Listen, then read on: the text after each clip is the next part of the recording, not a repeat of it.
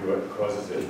I'm very pleased to be here today and be able to talk about issues of duration and seriality and the present and so on. Partly because this is an old paper. I originally wrote this paper about 10 years ago. It's part of a long-standing book on the nature of social process that I've been writing for a long time and never gets done. So I want to thank the organizers very much for forcing me to get a little bit closer to getting it done. So this paper, and it's a straight paper, this paper flows from my attempt to create a purely processual sociology. Like most of my generation, I began that endeavor as part of a reaction against Talcott Parsons and his followers. The Parsonians had imagined the social world as a giant army, in which generals, the values, gave orders to field grade officers, the norms, who in turn gave orders to company grade officers, the roles, who in turn gave orders to the enlisted men, and I had to look it up, they're called situated facility. In such a hierarchical system, change could occur only as localized breakdown, mutiny in the ranks, a view that Neil Smelser codified in his book on collective behavior. But Smelser's theory was founded on a contradiction. If you conceive of society as a fundamentally stable set of units, rules, and structures, then it is impossible to conceive of real social change. Why and how should a system that is hierarchically stable suddenly break out in what appears to be systematic, fundamental self-transformation? This problem drove the historical sociologists of the 1970s and 1980s to insist that change was a fundamental part of social life, as had the Chicago School long before. Yet, while we historical sociologists successfully upset the Parsonian apple cart, few of us drew the full implications of the assertion that all was change. To put it bluntly, if the world is in perpetual flux, then why does it so often look so stable? Why should there appear to be roles and norms or even stable units like persons or groups or organizations? Moreover, how can a social theory that is processual and event-based account for the apparent long-run power of the larger social forces at the center of the historical sociologist's favorite theory, dialectical materialism? My talk today concerns a part of my own answers to those questions, that part which concerns the question of locality, by which I mean the problems presented by the notion of a present in social space and time. To tell you why this problem is so important in processual theory, let me briefly talk about the history of quantitative methods. In the 1980s, I chastised my quantitative colleagues for not taking time seriously and proposed the use of optimal matching methods, methods that could formally compare sequences of events like narratives, careers, and stories. Although those methods would eventually succeed in sociology, my colleagues at the time had fallen in love with event history methods, which I myself regarded as rather silly, both because their mathematical assumptions are never met, and because understanding the unfolding of human life is a different task from understanding the waiting machine until the machine breaks, which is the underlying conceptual model of event history methods. But it nevertheless turned out that there was something philosophically virtuous about event history methods, their relentless focus on the present. My own methodological intervention had been based on the bet that human life tends to happen in typical sequences, in things that can be told as narratives or stories.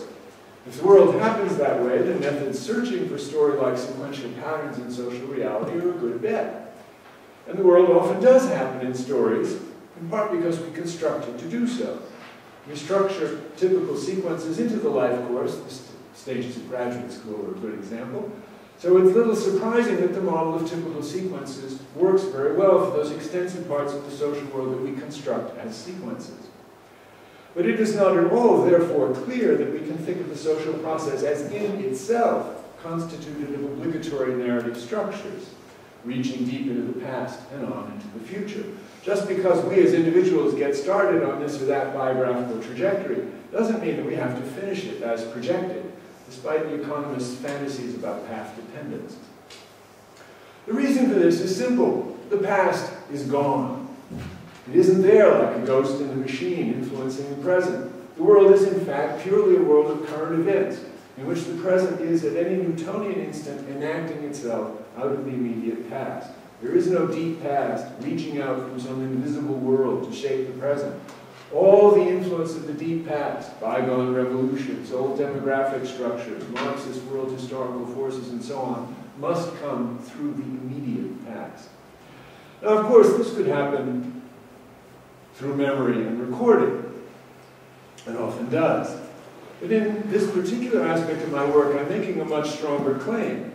When I theorize about the influence of past social structures like modes of production or demographic patterns, I'm not thinking of the effects produced by them in written records and memories that have survived to the present. Rather, I'm thinking about an influence that can happen without any such mediation. It turns out that such influence can happen only through a process of what I've called encoding, by means of which long or large social structures are continuously written into the current social structure as relationships and links that are arranged in such a way vis-a-vis each other that they make it seem as if the deep past has an enduring and pervading influence. But that influence is in fact an influence only from the immediate past, because the immediate past is all there is. It just appears to be from the deep past because of encoding. Put another way, the immediate past contains in its very arrangements, constraints, and facilities causes that make the social world of the present unfold in ways that make it look as if large, long social structures somehow act at a historical distance. Now, I've written about this encoding phenomenon elsewhere, for example, in discussing the impact of prior work experience on retirement plans of different cohorts. For the financial resources of a retiring cohort contain, for good or ill, a very faithful record of their financial past in the guise of their savings, their property, their debts, and so on, just as surely as our own bodies contain a record of most of the diseases that we've had. Okay, so I've told you about the problem of processualism, about the non-existence of the past, and about the process of encoding that arranges the immediate past in such a way that it produces a present that looks as if it were influenced by long-run social forces. This suggests that our theorizing has to be directed with particular attention to the problem of understanding the present. Whereas the deep past influences the present only through its encoding into the social structures of the immediate past, and we cannot understand the nature of social life over time without understanding the nature of social structure in any given present. Temporality and social structure are, in many ways, the same thing. This paper, therefore, starts from the premise that time and social structure are not separable problems, but simply different aspects of a single problem, which I should call the problem of locality. That's my first major conclusion. In processional thinking, we don't consider social space and social time separately, but together. They're aspects of one thing, locality. Now, from a logical point of view, the problem of locality is not the first, but actually the second question in processional sociology. The first question concerns the ontology of the social process. What does that process consist of? Put another way, when we talk about locality, what exactly is it that is being located? Implicitly, the answer to this question has already been given. The social process is made up of events, things taking place in the present. But note that by the word events, I don't mean things like Andrew Abbott gave a talk in Manchester on 18 March 2013, and so on.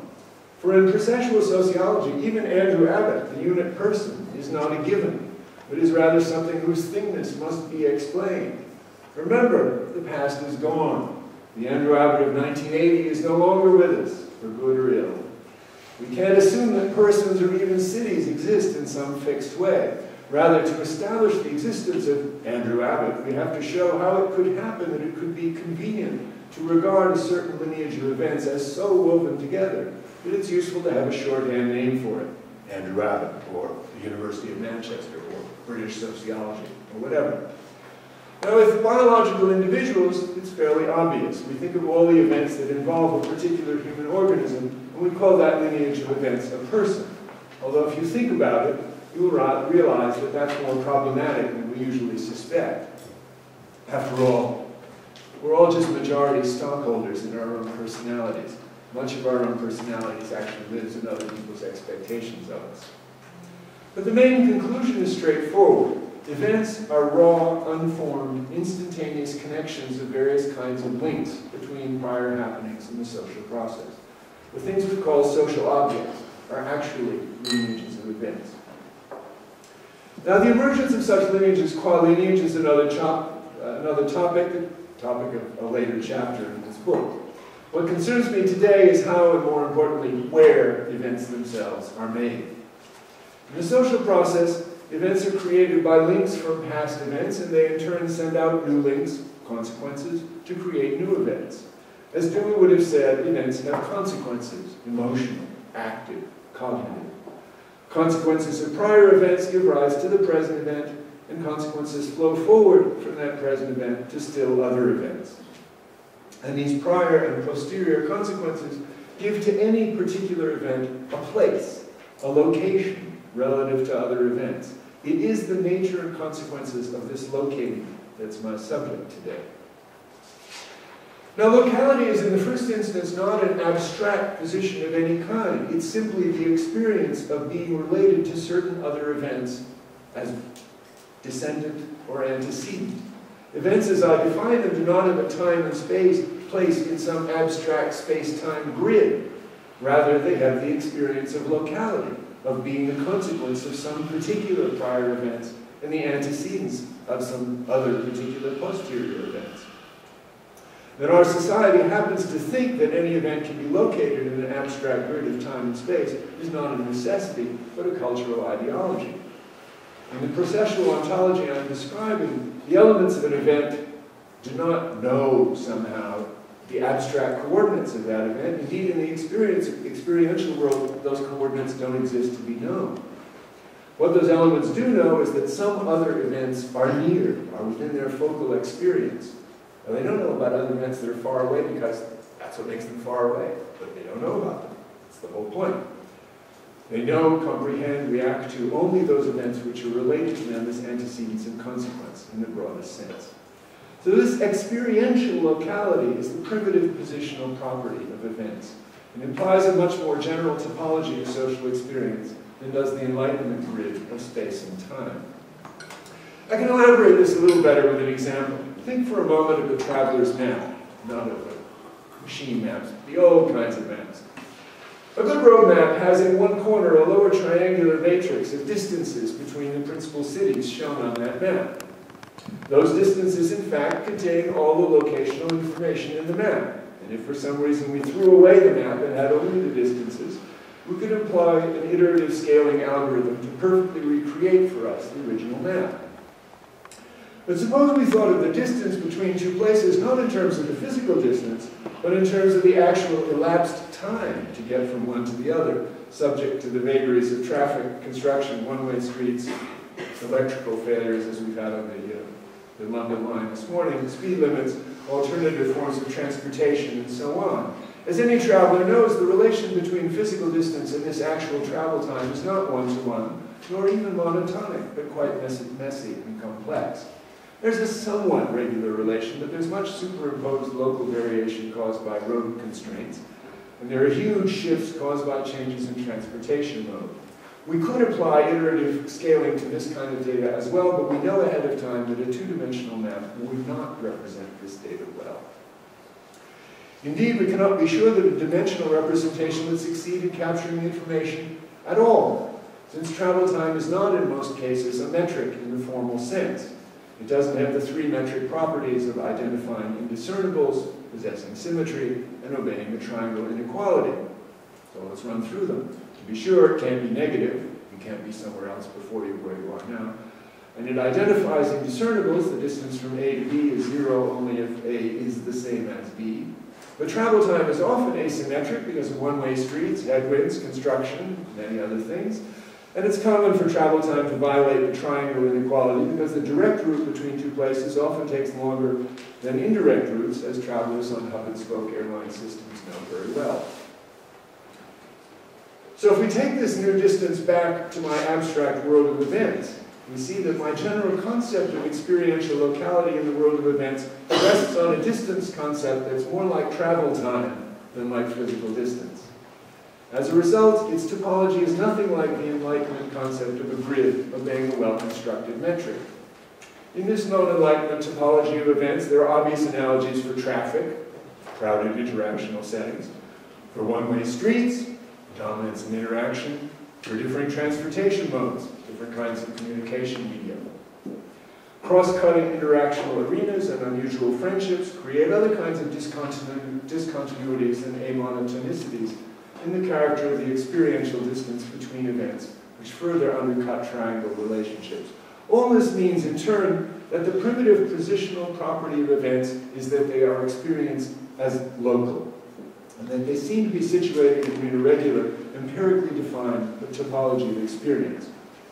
Grid locality is perhaps a first approximation of experiential locality, and I'll have used cause to use grid metaphors as you see above because of their familiarity, but the real topology of experience is based on connections of locality, not on grids.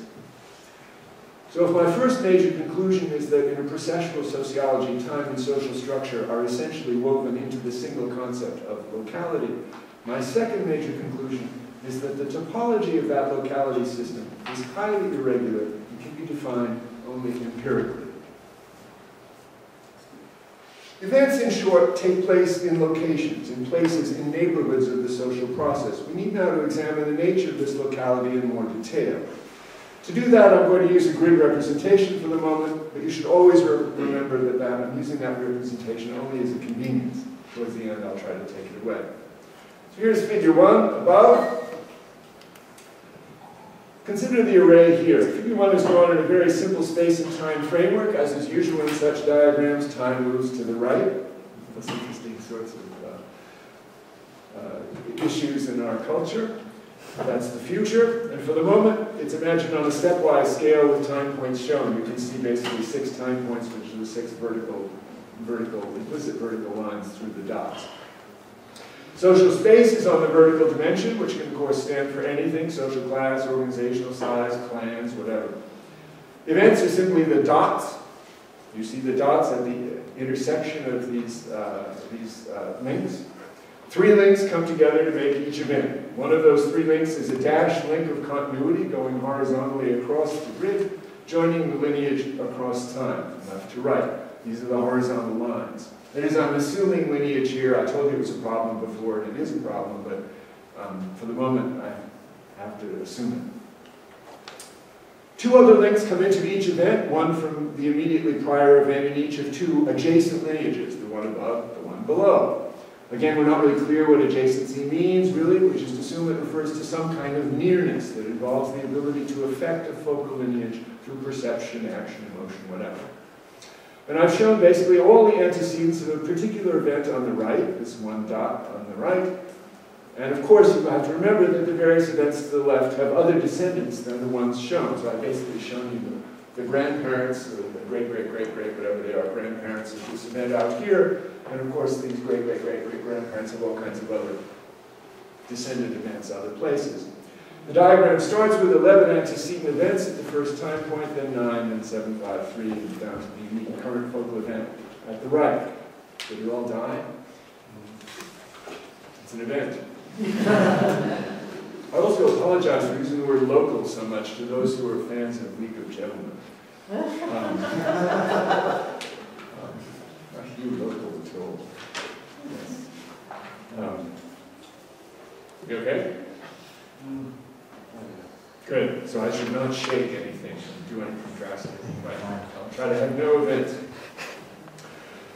So a moment is a vertical line, a lineage of time is a horizontal line. For the present, we have no interest in what the links actually represent. There is some form of consequence, some way in which an event somehow shapes or defines a subsequent event. Note an essential assumption that is implicit in the diagram: links take time to occur. They are not instantaneous. It's indeed only because of this that some parts of the space are nearer to a given lineage than they are to others. Thus, if we think about the event at the very top of the diagram on the left, its consequences take 5 moments to go through several other events to get to the focal event, because they have to. It takes that moment for it to go because each link is moving only sort of one lineage at a time. By contrast, the event that's right above the focal lineage affects the focal lineage in every single moment. So it's the one right above. You see it comes down. It's always interacting with the focal lineage. Note too that the locality of an event in this diagram, it's here and now, is unique. It's always the intersection of three links. In fact, events are defined simply as where those links come together. In fact, there should be no dots at all. The events are simply the coming together of certain things, because that's what events are, the coming together of certain consequences. Suppose now that we wish to think about the present of an event, not just the event itself, but the events that are in its present in some sense, events that are nearby in social space or time. Such neighborhoods are localities embracing several events at once. Now, we can imagine a whole series of possible presents, of course, as Bergson said when discussing the problem of duration in time. Traditionally, we think of such presents, such localities, as being nested within one another. Blocks, neighborhoods, cities, regions in space, moments, minutes, hours, days, and years in time. In a certain sense, the diagram already shows the temporal present, which gets bigger and bigger as we look further back in time. The same would happen if we imagined the present of this focal lineage at only the third instant. It's just that it wouldn't include as many past events looking back. All such presents, that is, can be imagined simply as larger or smaller here and nows, zones from which the focal lineage can receive links. In simpler language, they're simply larger experiential presents in which a broader range of events is connected, directly or indirectly, to the focal lineage. It's essential to note that it does not matter whether we define these larger presents in terms of width in social space, the vertical dimension, or depth in social time, the horizontal one. Moving n steps back in this diagram automatically provides forward links from 2 times n more past events. Conversely, if we imagine a wider neighborhood of events at some particular instant, one vertical line, we have to go further forward in time to reach a point where all of those events have had a chance to connect to a single lineage. So these larger units are simultaneously larger in space and time equivalently. Given the way this diagram is drawn, social space and social time are the same thing, because links between events propagate only one step at a time to an immediately adjacent lineage. Now, we could, of course, have allowed a faster spread, or a slower spread, or a further spread, and so on. But no matter what the rate or variation of rates, this diagram, as a sort of general family of diagrams, shows very clearly that social space and social time are ultimately the same thing. That's because it takes time for consequences to propagate through social space. We've so far considered only the links from the neighboring lineage to the focal one. Now we'll see if I can get to the next diagram here. And music for this one, too. To imagine a true experiential present, of course, we must consider the reverse as well, links from the focal lineage to its neighbors. We consider these things simultaneously. We get the diagram in figure 2 with 2 intersecting cones. One of these is the ancestors cone of the kind I just showed you in figure 1, comprising all the events and lineages whose consequences have reached the focal lineage at the final moment. The other is the reverse, a cone connecting all the events to which the focal lineage has set out consequences, again starting at some first moments. Now, I'm going to call these cones the antecedents, the one that's open to the left, and the shadow, the one that's open to the right, respectively. The one captures its various roots in the past, the other carries its results in the future. Note that they get a various length, they can be indexed by time or by space, they can vary in all kinds of ways. But the area within the intersection of the antecedents and the shadow contains all those events which are linked to the focal lineage in both ways, sending and receiving, at this time scale. Now, I'm going to call that event the focal lineage's experiential present. That's the diamond in the middle. It's only one of many possible such experiential presents, of course, identified by its particular duration of time or spatial spread. And note that the width of the experiential present, at least in this diagram, is less than, in this case exactly half, the ultimate width of the shadow and the antecedent that generated it. Calling this set of events an experiential present makes sense because these are the events that are in contact with the focal lineage, both as receivers and as senders.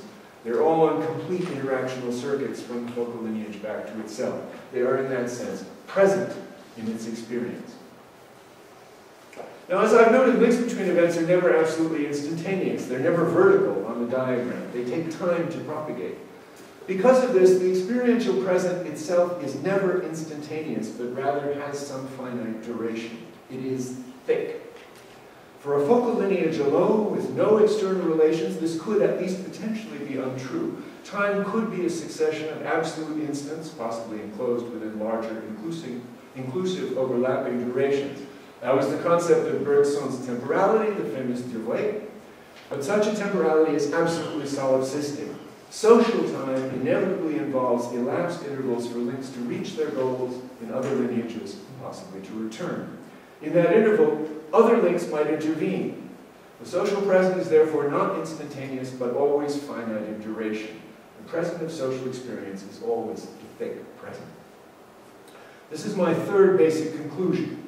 The present of some event, really the present of some lineage, of course, consists of those events which in some sense have both affected it and been affected by it at some time scale or space scale. In the simplest case, links here just means the ability to perceive, and the present of some social actor is thus defined as those events or lineages which it can perceive and be perceived by. But because consequences take time to travel through social space, and because that time differs for different originating and affected events, the present is always thick. There is no Newtonian instant in social experience, and in fact, there can never be any such instance. There is a present, but it's always thick, never instantaneous. Note again that space and time are in some sense interchangeable here. In figure 2, the exact shape of the cones is determined by the rate of propagation of effects, the ratio of time and space.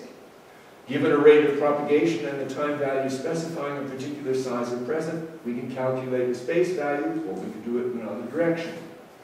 To be sure, this ratio between spread and of the cones is different, an empirical fact for different social systems. Email propagates more quickly relative to social space, for example, than do formal letters, but slower, at least these days, than does texting. But once we know that, and we know the distribution of the different kinds of spread factors among different populations, I myself don't text, so my events leak out rather slowly, we can take this diagram as essentially a one-parameter diagram specifying its various presents by either the spatial width of a present or the length of the duration that generates that spatial width. This duality is captured in the two meanings of the word present, the temporal one opposing it to past and future, and the spatial one which opposes it to absent. Note too that since the past is actually gone, only two moments of the diagram 1 ever actually exist, or you never actually can experience all 6. There's always just the immediate past and the present. So the 6 moments wide of figure 1 was a fiction which existed only to show us how it is that the immediate antecedents of an event contain effects and consequences that have come from far-off events over time as they spread. Thus, the presents that make up our experience fan out behind us like a delta wing sweeping forward in time, a cone of experience. But this means that what is present for us, at least in part, was the immediate past for our adjacent neighbors and the further past for those who are far away. I know today what my good friend experienced yesterday, but I know only much older experiences of those I communicate with seldom. Conversely, my far-off friend knows only the me who, for me, is now a considerable distance in the past. This implies that in experiential terms, there is never any one single present, no instant in which everyone knows all that there is to know of the present. There can be no instantaneous vertical reality. It's precisely the difference between physical time, in which there is an instantaneous present, and social time, in which there is not, that gives rise to the idea of a thick present. Of course, these facts lead to some very familiar experiences. We run into the exciting old classmate who has now become a stodgy and balding father of 3 adult children, of whom he is incredibly proud. Now, of course, as my analysis of the thick present points out, your classmate is thinking exactly the same thing about you. This symmetrical asynchronicity is one of the essential facts of the social process. Harry Truman put all his heart into the 1948 American election, but as Paul Lazarsfeld remarked, people vote in the same election, but not on the same election. Many people who in 1948 voted against Truman were not really voting against Truman, but against FDR, who had been dead for 3 years at that point.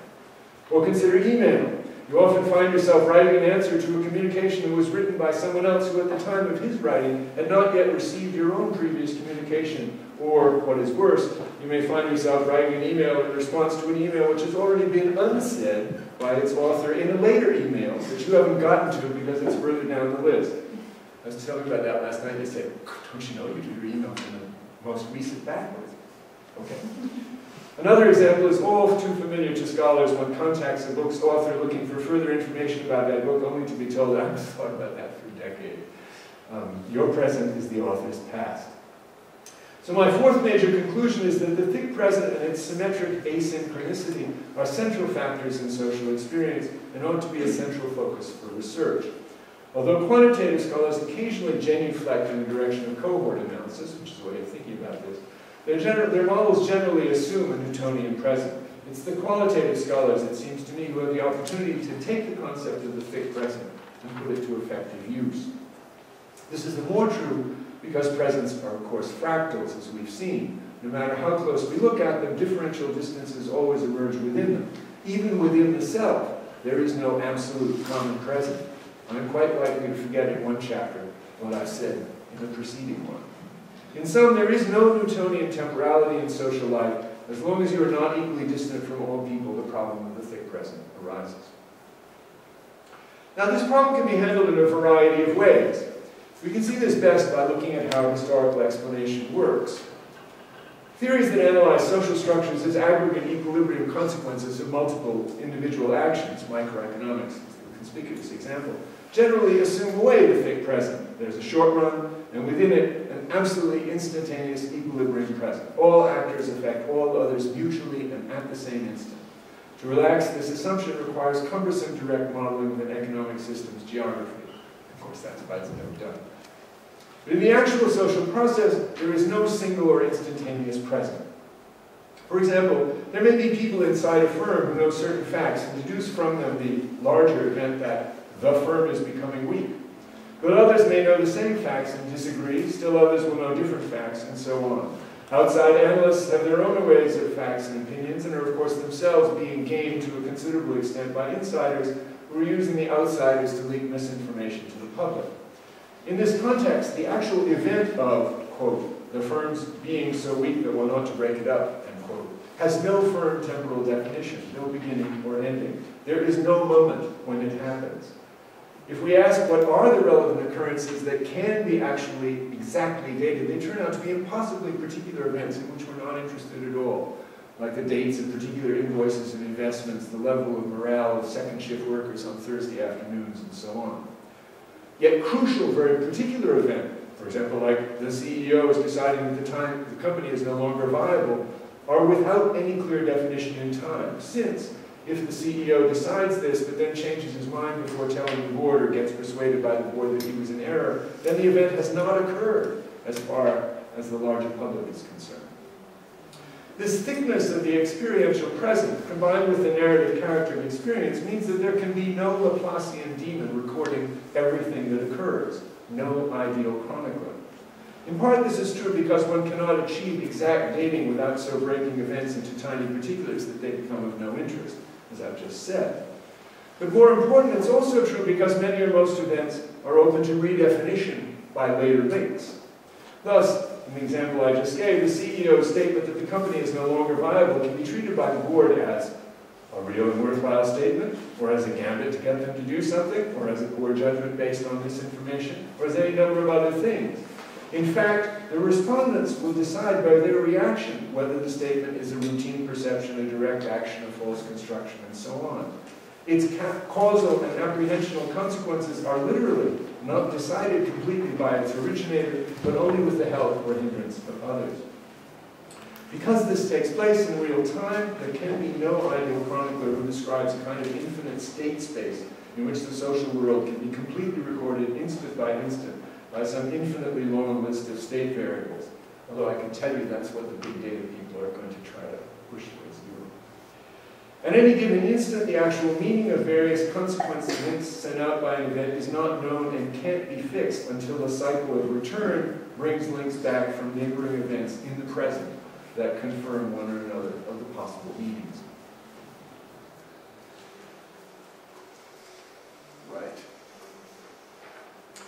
Because of these complexities, much historical writing works with what might be called a minimal present. We can imagine a chain of overlapping short presents, that's what you're seeing here, that gets from any one part of an overall present to another, from one horizontal band in the original figure 2 to another. That is, we can select around each focal lineage a smallest present that includes another lineage, and we can put them together to make a set of tiles like this that get you through time. This sort of minimal present approach is the usual recourse of traditional narrative history. History that moves from one decisive event to the next along a narrative chain works with these kinds of minimal presents. Environing events, these are grand outside things, are treated in the footnotes and positioning paragraphs. Essentially, each one of these little diamonds represents, well, first I'm going to write about the politics of the American Revolution, then I'm going to move to a broader social kind of thing which has influenced that. That has this little tiny consequence, the third diamond, of some particular war, which can be seen as leading into this much larger thing. This is the way narrative history kind of works through time. By contrast, if you were doing commodity chains, I'd do a different diagram. You'd have a set of diamond here, and a diamond here, and a diamond here, and a diamond here, and a diamond there. You'd start off way off in Burma, where opium is being produced, and then you'd have the middle people buying the opium and taking it down the river, and then the people selling it, and so on, until the actual dope gets to where it's going. So it doesn't necessarily have to be sort of linear like this. It can go in all kinds of directions. By contrast, the typical strategy, for example, of someone like Foucault, was to embed single events within a giant present, the entire era of discipline, going back to whenever, the 18th century or 17th century. Much as Braudel embedded all of the Mediterranean in the 16th century into one cosmic moment of the longue durée. All of these things can be seen as various kinds of arrangements of thinking about the present. That none of them is right or wrong. There's simply different ways of handling the problem of telling complex social reality. So having set forth the concept of a thick present with a quasi-Newtonian set of diagrams, now I want to remove the grid-like framework that I've used so far to motivate the concept. By doing so,